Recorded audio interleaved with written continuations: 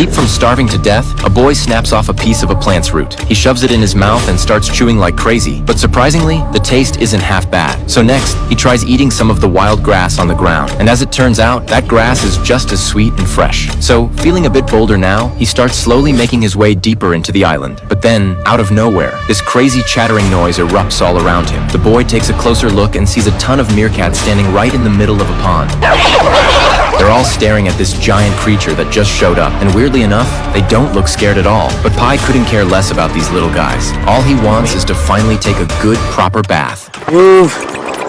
After Pi shoos them all away, he doesn't hesitate for a second and just jumps right into the water. Feeling that fresh coolness again after so long, he can't help but splash around and swim. But right after his bath, as he's about to find a spot to crash, that tiger suddenly shows up here too. It's already chowing down on meerkats. And here's the strange part. These meerkats clearly see a predator right in front of them, but they don't even try to run. Pi's laughing on the outside, but inside, he's totally confused. Then, fast forward to evening. All of a sudden, the meerkats start freaking out and scattering in every direction. Pi has no clue what's going on. Even the tiger panics and bolts back to the boat. But when late night hits, and he sees every single meerkat scrambling to the highest branches, that's when Pi finally realizes something seriously off. And then, out of nowhere, this blinding light erupts from the pond. At the same time, a bunch of dead fish float up to the surface. But what's even weirder, it looks like something completely dissolved their bodies, leaving nothing but bare skeletons behind. Pi is totally lost. He can't figure out what dark secret this island is hiding. Even the tiger, usually so fierce, is just lying quietly on the boat right now, not daring to step foot back on the island. Then,